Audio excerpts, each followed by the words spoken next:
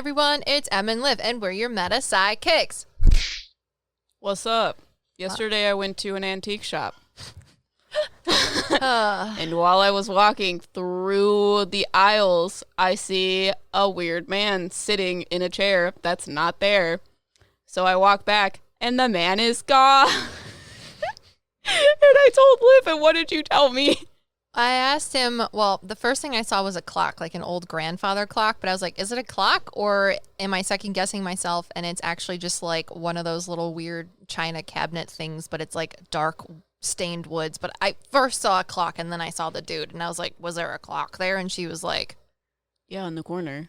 There was a big grandfather clock. Yeah. Because I was like, what was he associated with? Because I literally just walked past the aisleway and there was just someone standing there.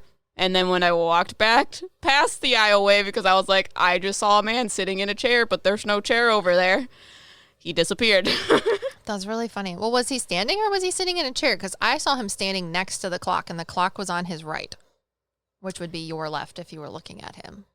I don't know, because I wasn't expecting to physically see a spirit at the antique store. Literally the Spider-Man meme. But my brain went, oh, there's just a man sitting at this weird thing here. Double take.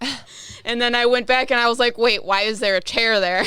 Yeah, but I asked Em if there was a grandfather clock, and she's like, oh, yeah, there was a grandfather clock. I'm like, well, he's associated with the clock. I don't know. And then he started telling me about how he likes the way Em thinks. It's like when the sci-fi movie people are, like, doing a secret mission, and they walk into, like, their secret super spooper hideout, and they're like, give me the stats, little Johnny. And he's like, on it, boss. And then there's, like, this little projector that's like, bloop, bloop, bloop, and it shows the, like, information in the middle of the sky type thing, but it's like a board that you can see through with all the information, and they're like, whoop, wop, whoop, wop, whoop, wop, whoop, whoop, with all of the things moving stuff around and information and files, and there's like numerical code and binary whatever. That's what you mean. And he's like, that's what her mind's like. It's weird. Yeah, it's literally like, it's exactly like that. If you bring up a folder, I don't need to see anything in the folder. I know what the folder is. We know everything about the folder. That's claircognizance, my dude. So it was funny. He was like, she was a trip to think into her head about. Oh, well, You know? I mean, I wasn't expecting to see you. As it is. Nor talk to you. I was just like, oh, Janelle, I just saw a man, and he's not there anymore.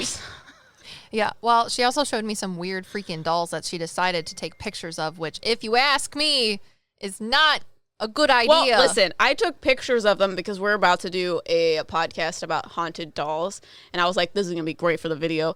Well, I actually went to an antique shop, and I found these really creepy-ass dolls, and this one is fucking weird, and there's this woman here telling me about these really creepy dolls, and how this one should not feel like the void of, I don't know. A conch shell. Yes. It's like that if, like, you were to listen to a conch shell, but instead of hearing, like, uplifting sounds of the ocean, you hear, like, down, negative, like, emptiness. Echoey. Yeah. Yeah. It's weird. But, yeah, I thought it was interesting because Em cannot take me to a place like that. Well, I want to. I know you want to.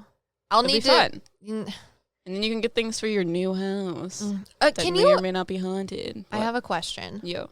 I bought a letter opener at a thrift store. And every time I go to, like, okay, guys, it's a brass letter opener, and the handle of it is carved or engraved, and then it's painted over with a scene of the Greek Parthenon, and on the little handle side it says made in Greece, and it's freaking great because it's from Greece about the Parthenon, which is super cool because if you don't know, my step grandmother is Greek. And I like that because when I was little, she would come tell me super cool stories about living overseas, and she's awesome.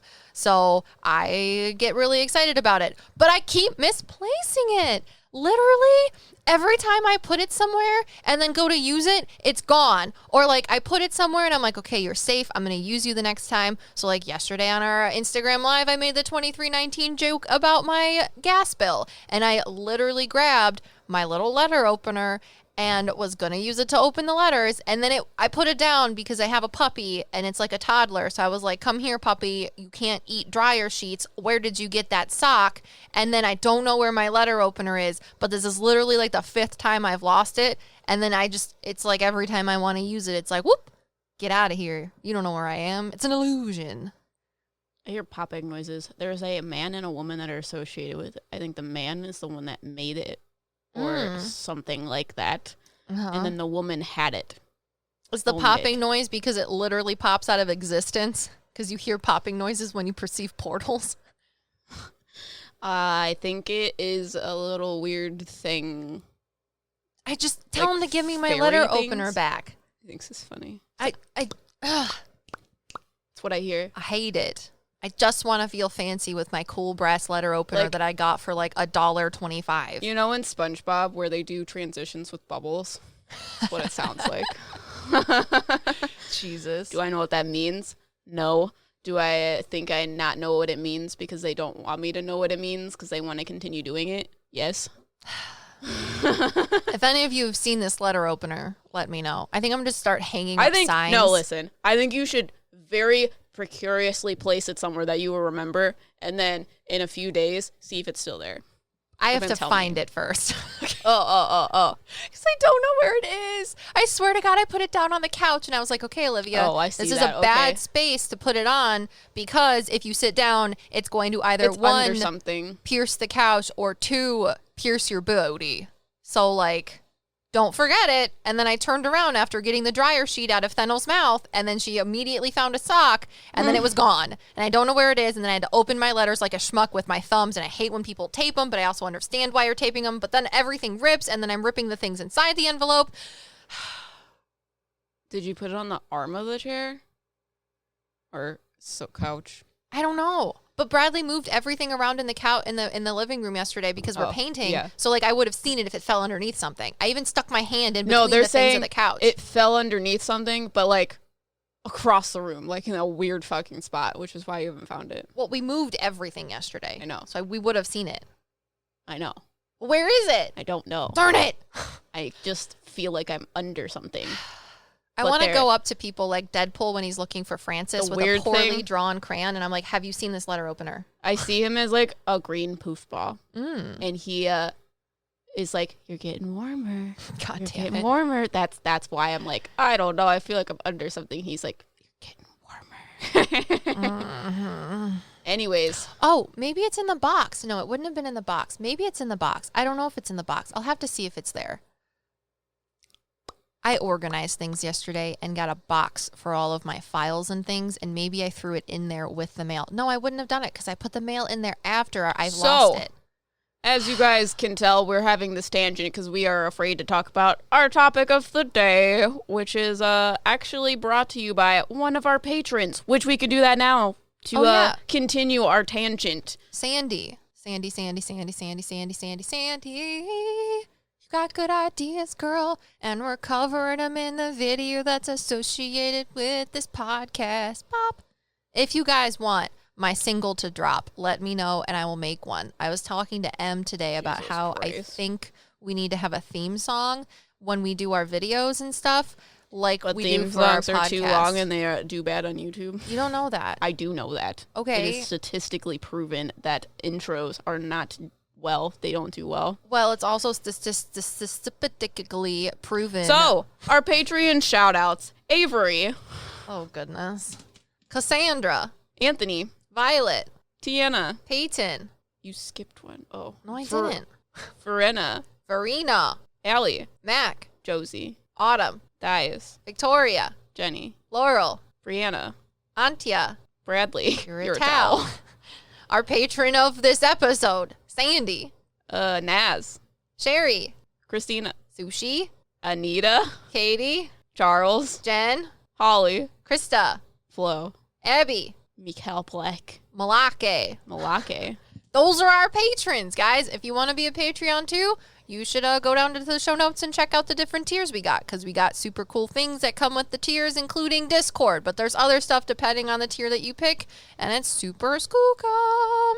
But, yeah, Sandy was like, hey, I want to absolutely annihilate your brainwaves and have you ponder this freaking cool thought that I had, which is, can people manifest characters, i.e. in the context of creating art such as a book or a motion picture? And if you're watching a movie and all of the super spiritual energy that goes into it or is associated with it, can that influence you when you are creating it or consuming said art of a book or movie? So when we did the YouTube video for this, immediately I was like, do you see this weird man in this really fancy outfit? He he has striped pants. They're like white and black striped pants. And he has this suit that has like long tails in the back and it's like cropped in the front. And he has like a bow tie, a like fedora looking top hat thing. However, his body is like smoke. It's like gray. And he gives me like Scribble Man vibes. If you guys have seen our Spiritual Team podcast, he's like Scribble Man, but he's not Scribble Man. And he is going to help us with this topic for today because he helped us with the video last week. We were not prepared. No, it's so much, Sandy. Why? Why do you have to do this to us? Like, I think also, it's awesome. It's great, but it's also so cool. We can't sleep. Yeah, because we figured out we are thoughts from their dragon podcast a few weeks ago. Literally just expands upon that idea, which is crazy. And I did want to do cooler, more set research on the ideas that I've gotten information from regarding this topic. And if you want like actual full dissertations on the ideas that I'm going to use, paper done, then I can make a research APA paper format. for you. MLA, APA. double spaced, 12-point font. With science, it's APA. Like psychology stuff. If you want those, let me know. However, I'm going to use rough contextualizations of them.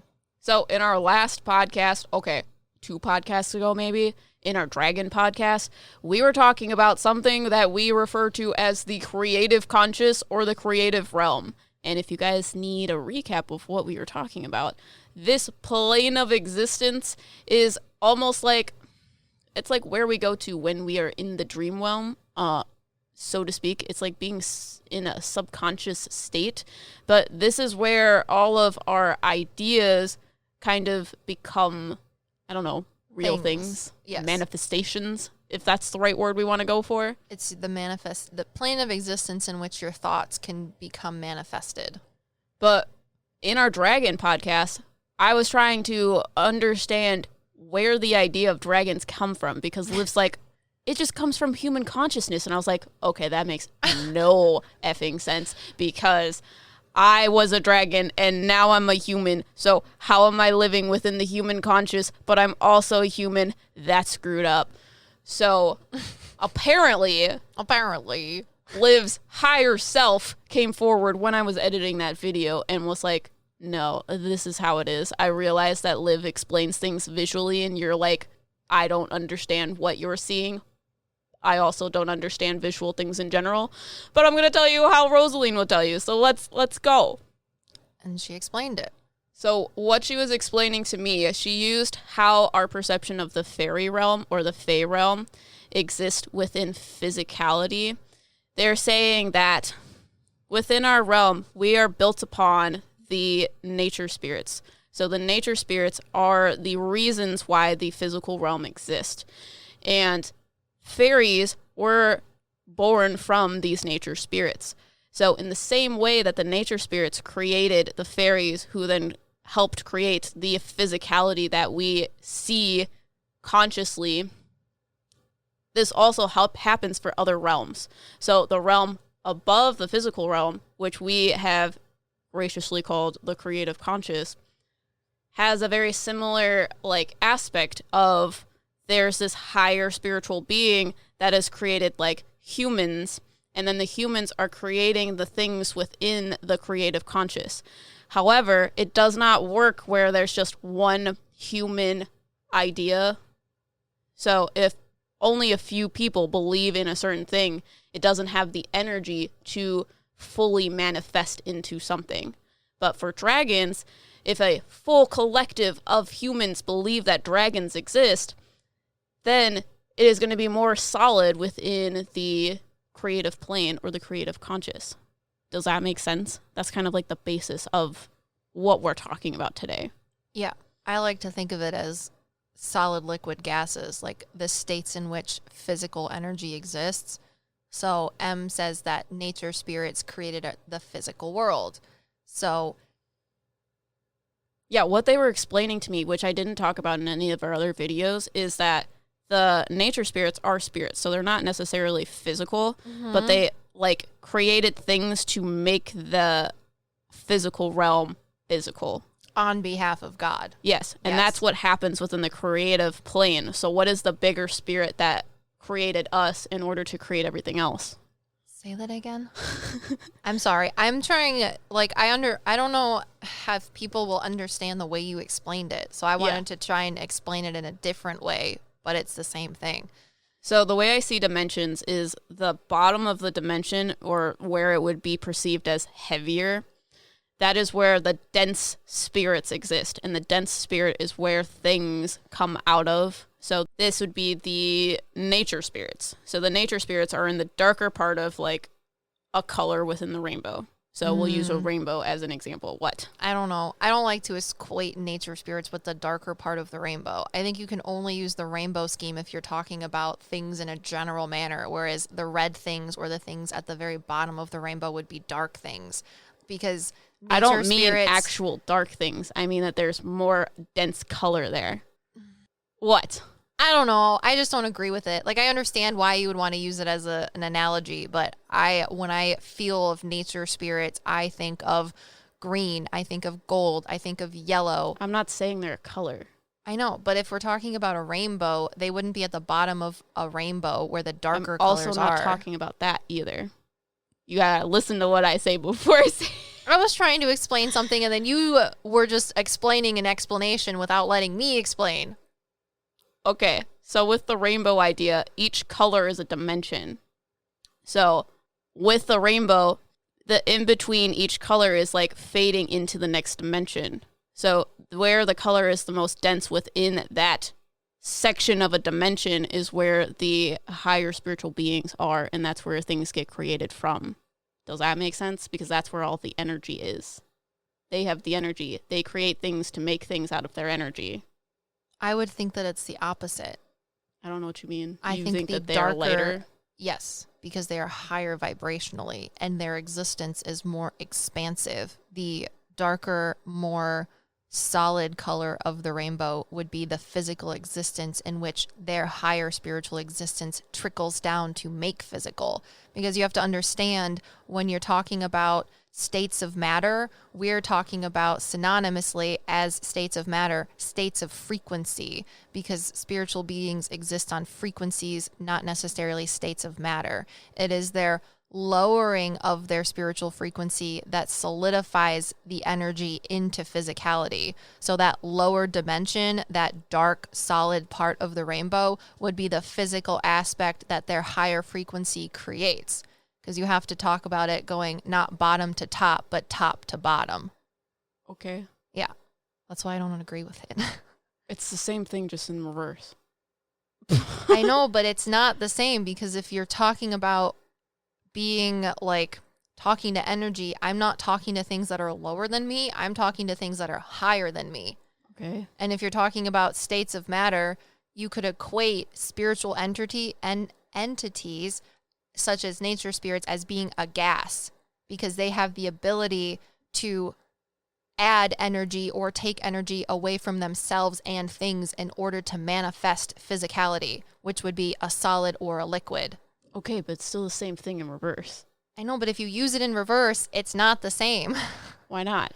Because they're higher dimensionally. They're just above things instead of below things. Yeah, but if you say that they're below things, I feel like it is I just got wrong. them confused because there's things separating each dimension. Yeah. Okay? Okay. So it's the same thing, just they're at the top of their dimension instead of at the bottom. Yes. Okay? But I just wanted you to know that they're not at the bottom, they're at the top, because energetically that's not how it works. There is also one at the bottom because they're at the bottom of the next dimension. So that's what I was getting confused by. Yeah. Because So, that's what like, they were showing me. Because in the video, when you were explaining this long thing that I wasn't understanding, you were showing me the in-between dimensions. Yeah. And that's where all of the, like, energy is. And it's because that's where the splitting point of certain energies is. So, yeah, that's what they were showing me. Okay. Okay. So let's talk about manifestation in itself. There's 2 different ways of manifestation. Yes. That Sandy is asking about in essence, because her question was confusing to us and we were like, this is a lot. This is like trying to wrangle the queen jellyfish in SpongeBob with a normal jellyfishing net, and we don't know how to do that.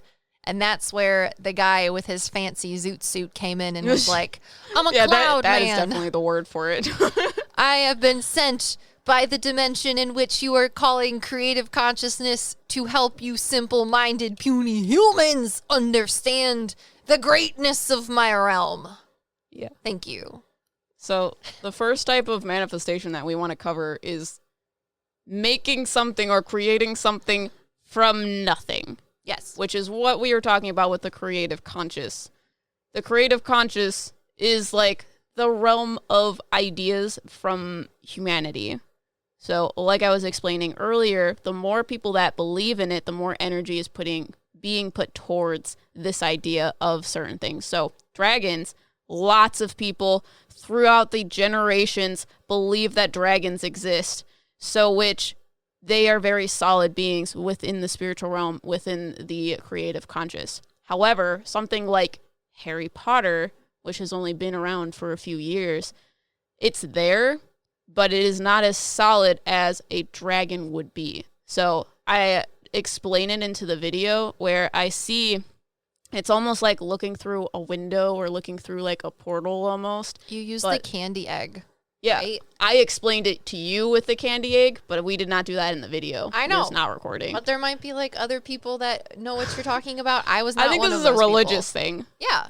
Because on Easter, we had like a sugar egg, and there was like a scene inside of this sugar egg made out of sugar. Literally the know most what I'm talking about. extra thing I've ever heard. It blows my mind. I've never seen one. They're really cool. I was like, is that like a ship in a bottle, but no, religious? And she's like, the egg is sugar. yeah. And it is made, and then you put more sugar scenes in the inside of it. Yeah. And they're showing me this. It's like looking into one of these eggs, but like the outsides of it are like fuzzy or like translucent, kind of evaporating into the ether, as you would say. Yeah. Because there's not as many of it's not as enough energy to create its own separate thing. It's almost like a memory. So you can have really strong memories. However, there are a few that are there that you are aware of, but you can't precisely indicate what that memory was. They fade away. It's really cute, but I thought it was important that you should use the egg thingy because I feel like because of us being a spiritual, metaphysical comedy podcast, people might be like, you don't believe in religion or God. And I think it's important for you to be like, I was raised Catholic. And here's this Easter egg that my spirit guides used to explain to me, or not even spirit guides, a literal spiritual being from the creative consciousness realm used to explain things to you. It's cute. It's relatable. And I didn't know stuff like that existed. And I'm like, what? Dude, I would break that so fast. I would be too excited. Mm-hmm. I guess the point is to break it, though, and eat it, right? Do you eat it or you just look at it? You just look at it. What? Why would you break something like that? I don't know. I don't think you've ever seen one. They're like intricate AF. Silence. Oh, man, that sounds sad. I would want to eat it eventually. I mean, maybe I wouldn't want to, but then like it would get dusty. It might get moldy if it gets wet. I don't know. Then what stories actually exist? Can you see like Santa Claus? Is Santa Claus in Dude. What? The Tooth Fairy, Santa Claus, the Easter Bunny, maybe.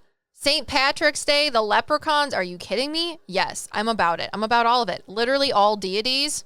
That's creative conscious to an extent. Okay, they're not the same as dragons. I should say that. Yes. Dragons do not actually exist. They are the personification, depending on the cultural context you are creating them out of of certain aspects of our natural world. So one of the things that Em and I talk about are fairies, dragons, because when we do our dragon podcast, Em talks about how the Eastern personification or idea of dragons is relatable to nature spirits. So you have water dragons, you have, I don't know, air dragons and stuff like that, right? Yeah. So that's the Eastern personification of dragons. So that might be linked to fairies, because fairies are the spiritual beings between the particles of nature and existence and physicality itself. But it's not. It's that the fairies and the nature spirits were giving people information of themselves. However, they created the idea of dragons based off of it, because as mediums or people that are psychically in tune or metaphysically in tune with the world, we get bits and pieces of information most of the time. So they used those ideas to create the idea and the image and personification to manifest dragons spiritually within the creative consciousness. Now, however, if you are in the Western aspect, it's different. They used different ideas, different thought processes to create their personification and manifestation of dragons. But it was so collectively intertwined within human thought that all of that energy created the spiritual manifestation of said creatures, which is why they are not able to physically exist on Earth, which we cover in the Dragon podcast. However, many of their physical and anatomical attributes are based off of things you could find on Earth, because they were birthed from human thought. So wouldn't it technically be that we thought up human existence and then the nature spirits made it happen? No, I think that is something that is above us. We don't get to create that. That is very much higher God-like creations. Because again, if we're talking about as mediums, all we are doing is understanding and perceiving energy. The energy has to be there from somewhere in essence. However, as humans with souls, we are just the physical embodiment of spiritual energy. Not only physically, but also spiritually, because we are our physical bodies, but we are also our spiritual bodies inside of the physical bodies. Whereas when you're talking about dragons or fairies or any other type of ethereal, metaphysical, spiritual being, they are their soul in essence, because they are not physical. Ours is a little more gobbledygooked because we are the physical manifestation. That's what I'm saying. Yeah. Did we create a spirit for human? Because we created a spirit for dragons, so theoretically it would make sense that we made a spirit for humans, and then whatever in the physical realm made the physical aspect happen, and then we just glued this idea of human to a body. It's just what I was thinking about. I don't think we made spirits for humans. I think humans were made for spirits. Because in the end game of everything, the reason you incarnate into different souls is to learn lessons. And you can't learn the same lessons as you would as one spiritual being or physical being as you would as a human. So I think souls were created before humans. Okay, I have another question. I'm not saying souls necessarily, but so if you're saying there's a higher spiritual being that creates things, Well, okay. Continue. What are we? If it creates us, are we just fairies, and then the fairy thing would just be us as humans? No. So the thing with why people are so cool and weird about fairies is that fairies are separate from humans. Fairies were employed by... I don't think you're understanding. Okay. So, in physical realm, you have nature spirits, and the nature spirits create fairies. And the fairies have more connection to the physical aspects, so they have the power or control of creating those things or whatever. Right? The fairies have power and control over creating what? Physicality. The nature spirits have control over creating physicality. They employed or created the fairies in order to help continue or perpetuate it on their behalf. Okay, so the same thing happens in the realm above. So you have big spirit creating smaller spirits to be employed by them to do things, right? Yes. If they created us, are we us as a human thing? Like, are we in I don't know what the word is, like a section of spirits that are created as human, like a nature spirit creating the section of very vague idea of fairies or fae? And then we are the controllers of the weird whatever things in the creative realm? I think that God created us for this one realm, but there's other realms that God would create as well.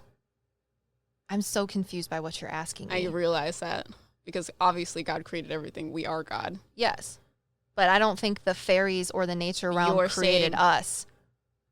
Well, yeah, but they created the physical body for us. No, they did not. Okay, then what did? God did. I don't understand that. God employed... Someone in the physical realm had to make it physical. The way I'm thinking about it is the wheel was an idea. And then the wheel in the creative plane as that idea then was able to go into the three-dimensional world, the physical world, because we put energy into making a physical wheel. Wouldn't that be the same thing for a human? The idea of a human translates to the physical body, and then they just taped them together. No, because we created the wheel.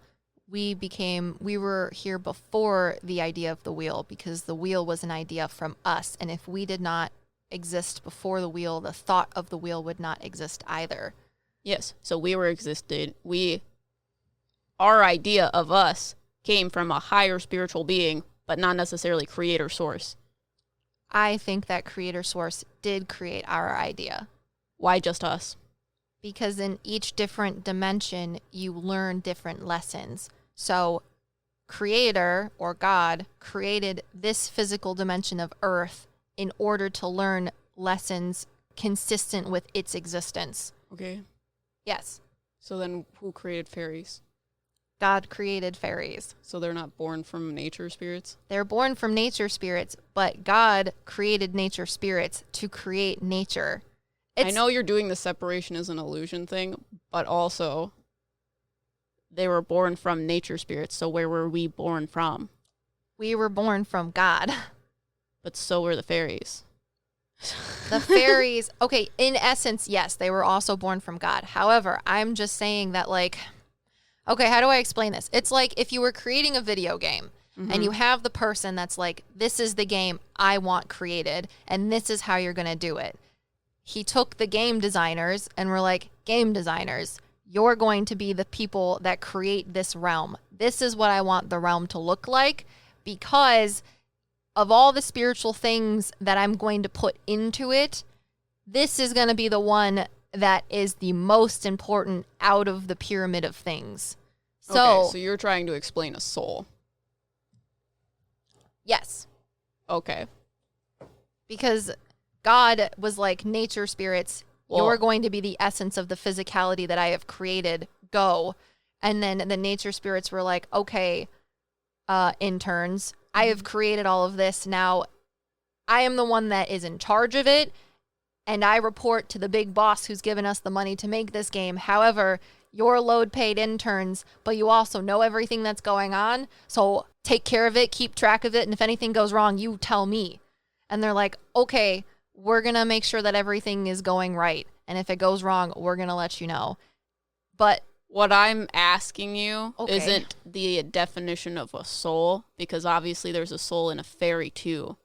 But the fairies are the things that are employed to take care of physical things. What is employed to take care of things in the creative realm? Sorry. Oh. Yeah. That's why we had a disconnect, because I was I understand that, but also I want to know I want to understand the creative realm based upon the physical realm. Okay. Yeah. The creative realm does not have things that manage it.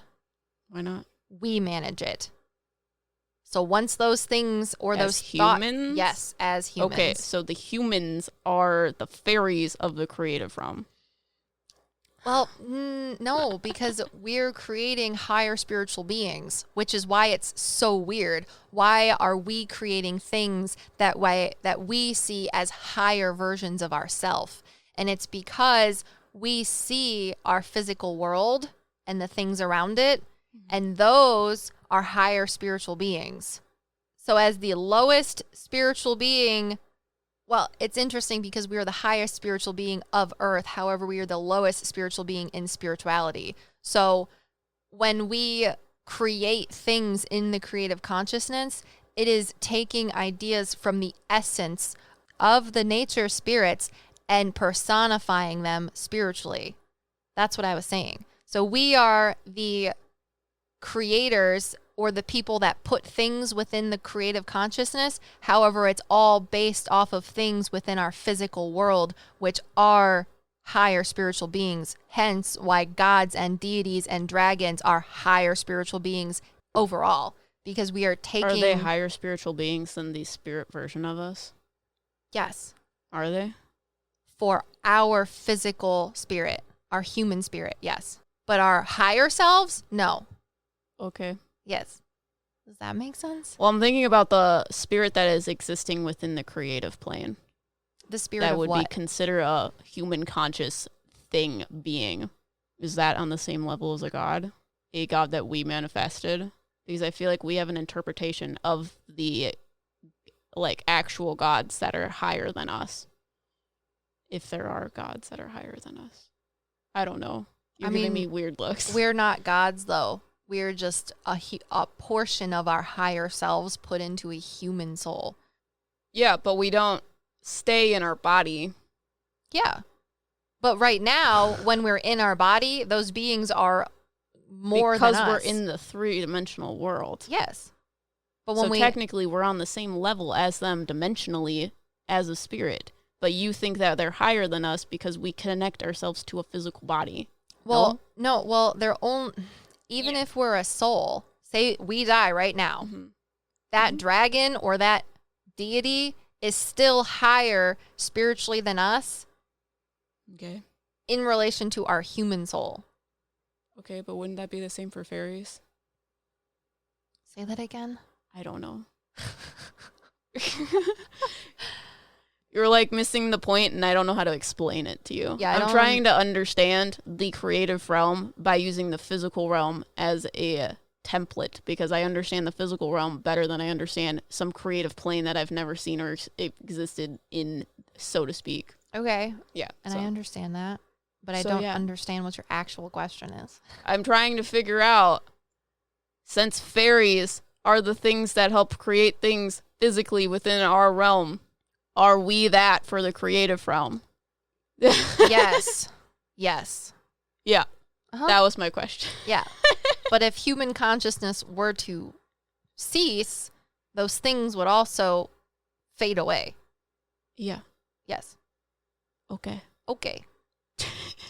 So let's talk about how we manifest things into existence using... From nothing? Energy. Yes. So everything, if you haven't gotten, is a form of energy. Whether it is so compacted that it is into a physical existence such as ourselves, or if it's more free-flowing and a frequency, then it would be a spiritual being, which is what your soul is. Unfortunately, or fortunately, however you want to view it, it's stuck inside your physical body. So, that's what it is. But I wanted to talk about some interesting, cool ideas that I think could conceptualize how this is possible. Because you're like, how the fuck does a thought... Are you talking about science? ...turn into something? I am talking about science.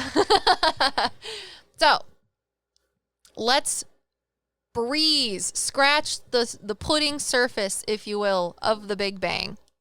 I think the Big Bang explains God. I also think it explains physicality. God is not physical in the sense that most people would understand. However, they also are, because we are an extension of God. And what I want to talk about is the Big Bang in essence, which is if you think about it from a science clinical standpoint, people like to say that our universe was created from the Big Bang. And the Big Bang was just a huge, huge conglomeration or condensation of energy in a non-physical form, just literally energy, because when you think about it, particles you can't see exist. That's what I mean by non-physical. Is it physical on a naked eye perception? No. But is it physical in the sense of we understand molecules, atoms, and particles and energy?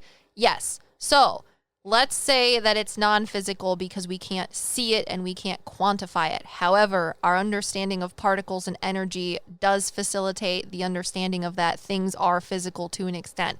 But the Big Bang was a giant, giant heaping condensation of energy that our human eyes would not be able to perceive, that enabled such a large reaction that it created physicality, which is literally just the condensation of particles and existence and energy into a solid form. That is it. That is the Big Bang as far as I can understand. And if I'm wrong, let me know, and I'll look into it and take any criticisms, well, not any criticisms, constructive criticisms that you would like to submit. But for me, I equate that large condensation of energy as God itself, or themselves, whatever you want to call it. It's just energy, because as a medium, Em and I are just talking to energy for whatever freaking reason is possible. So that would be God. And if God was just a condensation explosion of energy that created physical existence, such as planets in our solar system, then it would also be able to explain how energy exists non-physically or spiritually. It's literally like when we talk about fairies, it's peeling back the layers of physicality, going from the most solid understanding of energy to the least solid understanding of energy in its essence. So for me, the Big Bang is equatable to God. I know that sounds really weird. What do you think, Emily? I think you're correct. Okay, great. So if we're talking about energy being non-physical and being able to be condensed in a small area comparable to itself, then that is what causes manifestations of physicality to certain sorts. Then we could expand upon that idea and say, if we are physical beings that emit electromagnetic frequencies and other types of things, that would mean that our consciousness, which is literally just electrical impulses that are being sent through our brain and out into different, apparatuses, appendages, basically. Me scratching my shoulder right now is literally electrical impulses like you would in your phone, conveying information into another physical form of my body. But is my thought actually physical? No, it's electrical. Electrical is way less physical than my actual body, if you think about it, right? I don't know. I think everything isn't physical. We just think it's physical because we can touch it. And you're actually never touching anything. Yeah. It's the repulsion between two electrons, which is outside of your atomic field, that repels and gives you the perception of touching things. But actually, you're never touching anything ever, not even yourself. Yeah, like technically this is just all a dream. Don't do that. I'm trying to break it down slowly. Oh, got you. You're like going from 0 to 100. Just hear the I took bomb. a philosophy class. The first day of that philosophy class, he was like, this is a desk. I'm going to make you think this desk doesn't exist. And I was like, great. I already think that. So there have been experiments, if we are talking about manifesting something from nothing. One of the really cool experiments that I learned about, and I don't remember what it was basically a experiment with a couple different individuals that were grown-ups that had various backgrounds. One of them was like there's like this society for smart people that you have to have like an IQ above something and you're like allowed to be in the society. I don't remember. My grandmother was actually a part of the society, but I'm not biologically related to her, so I'm probably dumb. Anyways, the other people that were in this study, they were a part of a, I think it was the Canadian Society of Cyclical Research. So like parapsychology and metaphysics, things like that. And they got together with different backgrounds. There was like a school teacher, an engineer, an electrician, this person from a small person society. And they went to a location that was notably haunted. Notably. It was like some inn or something. And if you guys want me to find this actual story, I will find it, but I cannot remember because I heard it somewhere.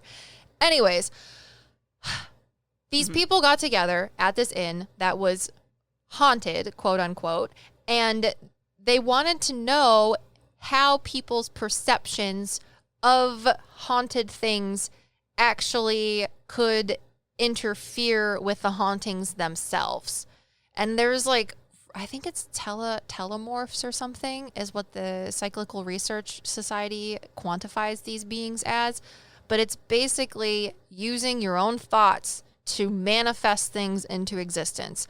So these group of people that were doing their little experiment for parapsychology or whatever were like, all right, we're at this place that is haunted, quote unquote.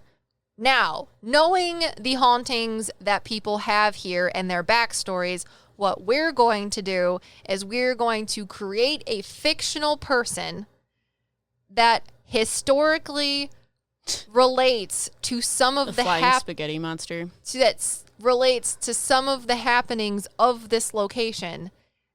And if we believe hard enough, like SpongeBob and Patrick in the imagination box, you just gotta believe. We are going to create this person and they're going to haunt the people that come here for the next ghost investigation. And literally in the 70s, this is what these people did. They went to this place, created an elaborate backstory for this person that I don't remember they named. It was like Timmy or John or something. And they were like, John was a knight and he had a wife, and then his wife didn't like him, so he had an affair with Margaret, but then Margaret died, and then his wife got angry because she found out that he had an affair, and then all of these like soap opera things happened, and so long story short, little Tommy died, and this is why he haunts this place, and these are the ways in which he haunts it specifically. Like he taps on the table 3 times, yada, yada, yada. So this is what they manifested, or was it actually happening? That's the question. Okay. Because after putting 7 or however many people were in this research group's study of thinking really hard like SpongeBob and Patrick in their imagination box, these things that were related to this fictional person that they created started happening, not only to them, but then they put it to the test of, okay, maybe we're biased and we think so hardly of it that they're only happening to us because we know we feel like it's happening. So then they brought outside people to this inn during one of their paranormal investigations and added this fake character story to the other people that supposedly were real people that haunted this place. And people said they felt the presence of fucking Tommy Joe, who was a fictional character that this group of people created. But didn't they put the idea in their head? Yes, but not to the same extent as the people in the research group. Oh, so they told them the same things? Yes. That they weren't already told about? Elaborate. What's your question? Well, you were saying that we believe that Tommy taps on things in this very specific way. They didn't tell them that. Yes. And they said, Tommy taps on these things in a very specific way. Yes. They literally only included in the pamphlet that this person had this backstory at this inn and this was their name. And then when they asked the people that went on the ghost investigation, they're like, what ghosts did you encounter? Do you know who they were based off of the pamphlet you were given? And what type of information or like hauntings or paranormal activity happened to you? And the paranormal activity that they did not specify to those people that were related to that fictional character happened to them. So they're like, did we actually create a soul? Are we God? So do you see anything there? I don't know. You don't know. I haven't thought that much about it. Why do you have to do this? This whole entire podcast is a curveball. Asked for it. Yeah, I mean, I know. Did not. I don't know. I'd have to go back and listen to the podcast again and like understand the information, but I'm too excited about that. But it's also interesting because if you can see my dreams. I can. Sometimes, I assume, right? Like when you describe my dreams to me without me saying anything. I say things like, oh, I had this weird dream at a zoo, and you're like, but all the animals were weird because they were mixtures of animals, and I was like, I hate it. Why you know that? That's probably because it's a part of the creative consciousness. I know, but that's what I'm saying. You wouldn't necessarily be able to tell the difference. Are the things that are in the creative consciousness a part of the Akashic records? Would they be filed away? Everything is in the Akashic records. Yeah, so then if human existence ceased to exist, records of the creative consciousness and the things within it are still there. So at some point, would they ever be able to truly be gone? No, it's just like a memory. Got it. If you smell your baby blanket, for some reason it seems familiar, but you can't put your finger on it.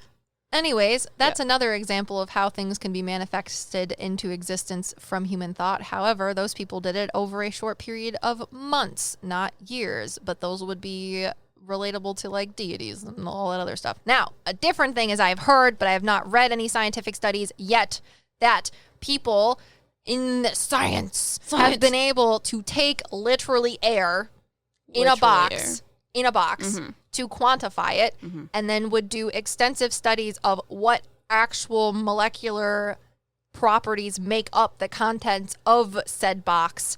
And then they literally have people think about the energy within that box.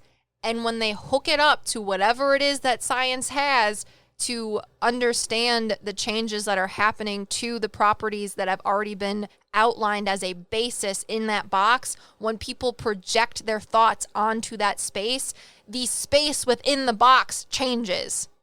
So it's like the imagination box from SpongeBob? Yes, but they're not in it. This is not a cardboard box that they have someone in and then they're like, I'm what quantifying if they were in it? That would probably be a lot harder for you to quantify as a baseline when you're doing an experiment. Because you want a, what is it called? A control. Yes. Yep. So science. You're welcome. That's how that's able to happen. Let's move on because I could literally lose my mind about this. This is going to be the longest podcast ever. So the next way of manifestation is bringing things to you. So it's like the law of attraction. We talk about manifestation in our other podcast. Yeah, one of our like very, very early videos and podcasts. So first form. Where you necessarily put out your energy like a magnet, you attract things that are similar. Yes. So you're already existing. You already have physical properties. And the way in which you exist now attracts or repels things that already exist now. So say you're watching a scary movie. Em likes to watch scary movies, and she's like, I've gone to movie theaters, and I see the weird skittery demon things that are around people in the movie theaters because everyone that's in the movie is like, I'm so scared. And all of the skittery demon things are like, this is a buffet, guys. This is great. So they go there and feed off of your energy. Yes. Yeah. I don't know where you're going with that. That's it. Are we talking about, what about true movies that you're seeing? Yeah. Well, like, I think in the video I used the example of when we did the Lizzie Borden house. Yeah. People have asked me, how do you make spirits talk to you? I don't make spirits talk to me. I think about it. Or if I'm in a reading with somebody, I'm like, all right, spirit in general, I'm going to be talking to Cindy Lou. Who wants to talk to Cindy Lou? And then some people pop up. And if they don't, I'm like, all right, Cindy Lou's got to ask. So we'll see who she wants to talk to. And we'll see if the person that she wants to talk to me. And if they don't, we're out of luck. But if you're like thinking about the things that are happening in movies, they can be attracted to you because thought. You don't have to physically do things to make non-physical things come to you. That's not how it works. Well, I mean, it could be. When you see horror films, people always think that they are like attracting the beings in the horror films to come home with them. And then weird, spooky things happen at their house because they watched a scary movie. That's why I'm so freaking nervous to do haunted dolls. I know. We watched Annabelle yesterday. And by we, she means not me. Sorry, I watched Annabelle with Janelle. That's the we. I will not have you talk to Annabelle. Well, that's good. Like those kinds of spirits. when I watched the movie, this man came up to me and was like, you're going to talk to me instead of Annabelle, because also there's this little girl associated with the doll, and you're not going to be able to tell the difference between this little girl and the doll itself. So how big is the doll? The actual doll is, I would say, like 3 feet tall? Like 2 to 3 feet, yeah. Yeah, we got to stop talking about it. Sorry. Is it wearing a pink and white dress? No. That's good. It is in the movie. Well, the movie is white dress. Okay. But this man was like telling me about the movie while I was watching it. Gross. But he's like, you're going to talk to me and not this doll, because there's a fucking reason why they put it in this scary box to prevent it from fucking with people. Yeah, but the box means nothing. I'm just letting you guys know that now. It's the idea of the box that helps people feel better, but it's... No. Yeah. What he explains to me is it's like the box itself does keep some of the energy in there, but it's not the physical box. Yeah. It's the idea of the box around it, because we put our spiritual energy into things. It's why when people talk about, oh, if you cleanse your house, you got to open the windows. It's because you consciously think, oh, you can't pass through walls. That's dumb. So you are subconsciously putting up spiritual walls around your house in the places where walls are, because your brain perceives them as walls. That Kool-Aid man can go through walls. Oh, yeah. So that's why they put them in this box. Not because the box does anything, but because their spiritual energy has put itself around the box. I'm going to put you in a box. Please don't. I'm claustrophobic. But yeah, we're going to be talking about haunted dolls. You will not talk directly to Annabelle because it's really bad. Dude, I just got an idea. Yeah. I'm thinking about doing psychic fairs and stuff, you know? Yes.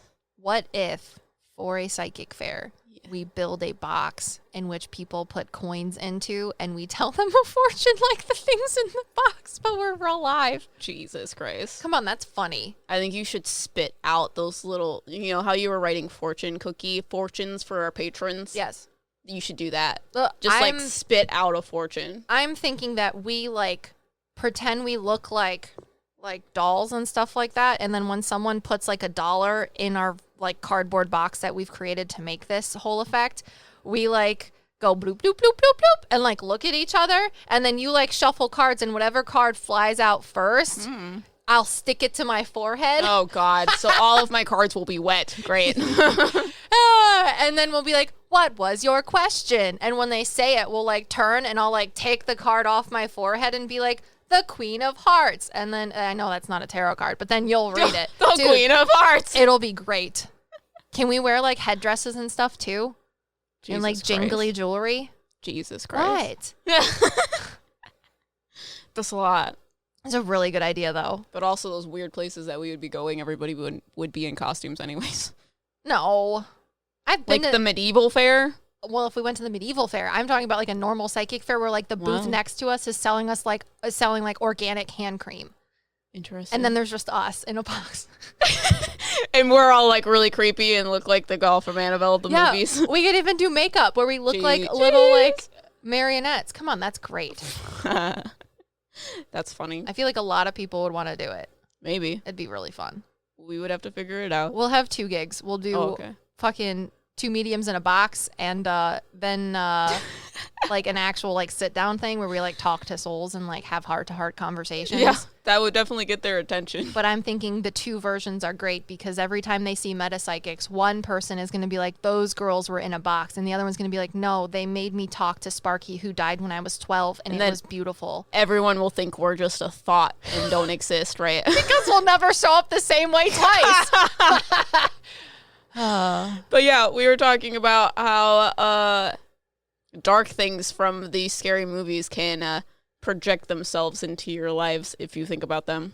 Yeah. Which is possible, and also you are probably attracting dark things that are not the thing that are in the movie to come screw with you. So you have both options in that case. Yeah, it's a fun time. So can you manifest things into existence? Yes. And the guy was telling me, because Sandy specifically asked, when people write books, they create characters, and sometimes those authors say, I felt spiritually influenced to write this book. And she also said, since so much energy physically and possibly spiritually goes into that book, can those characters actually be created? And the man from the creative consciousness said yes, but for that person, it would be equatable to like when a little kid has a imaginary friend. They're really, really, really real for a little bit of time until that thought fades away, and then they lose their sort of spiritual physicality, if you will. And when people are writing books, if I can talk because tongues are hard. Actually, they're not. That's a funny joke. But anyways, you can have spiritual beings influence you and your thoughts when you are creating books or movies or whatever type of art it is that you are doing to express some form of yourself or something you think of. So like I was talking to an author one time, and she had one of her, I think it was like a grandmother or a great aunt who was helping her to write because she needed help with organizing things. Yet she also had a spirit guide who was very, very funny. He looked like a cartoon man, like the guy from Meet the Robinsons, the like futuristic movie, the guy in the bowler hat. That's what he looked like, and he helped her with her plot character ideas. So those are two spiritual beings that were helping to influence someone's writing. Yeah. So she was thinking that all of the energy that is put into it either manifests it or they're writing about someone that actually already exists. Because there was this TikTok where this girl has like a course or something where she talks about how to intuitively write about things. And she talks about how everything that exists kind of like already exists. Like you can't create something that doesn't exist. Oh, but then wouldn't we have just nullified her idea because people have created dragons? Dragons have never actually existed. However, they are their personification of things. But they do exist. They only exist spiritually, though. Exactly. But before that, they didn't exist. They were created upon the ideas of things that already existed. So I guess she's correct, but it's that they existed in physicality, not spiritually. And I feel like when you're talking about her question, she's saying that you are writing about things that already exist spiritually. Yeah, that's why I'm so confused every time I hear it. Yeah, no, I don't think so. I don't know if she's writing about people that she's intuitively seeing or if she is manifesting a thing of it. She's manifesting a thing of it. Wild. There you go. We cracked the code. Sorry, I got that now. Because, if you listen to our dragon podcast, we talk about the ways people have created dragons based off of things that have already existed. Because M talks about in our spirit guide drawing video, you can't create things visually that you already, don't have a perception of. Yeah. So that's why we created dragons, because they are a combination of animals that we already see in. Yeah. So thanks, Sandy, for that question. You just got everybody a real long podcast, lots of tangents, literal, just metaphysical, mind-boggling everything. I feel like I need a drink of chocolate milk. Good thing we have to record another podcast. Oh, God. It was a good question, though. What do you think? It was crazy. That's why I told you about it. I feel like we're both very stressed out about it. Well, duh. I feel like there's some tension between us that I feel like my Leo-ness... No, I think you feel the tension because when I don't understand things, I ask you questions and it stresses you out. Because I understand things verbally. Understand? So a lot of times you perceive it as me being angry at you. Or that I don't understand, or I don't, agree with you. So the way I feel like I can mediate my own feelings of me perceiving your tension with me is through a hug. Oh, God. Oh, guys, we love you. You got more crazy questions that you want us to ponder, the metaphysical, the paranormal, the spiritual, and everything in between, let us know. You should join Patreon because we'll take your choices into consideration first. Why? Because you pay us. Also, we'll tell you you are a thought and a towel on a daily basis. And if you don't know what that means, become a Patreon. But next week, I think we're going to be talking about paranormal stories of a medium, but I'm not entirely sure because we've recorded so many podcasts today. And if you want to get in on that, make sure you subscribe or follow or whatever you do with podcasts. And we'll see you guys in the next one. We are your PsycKicks. You are a thought.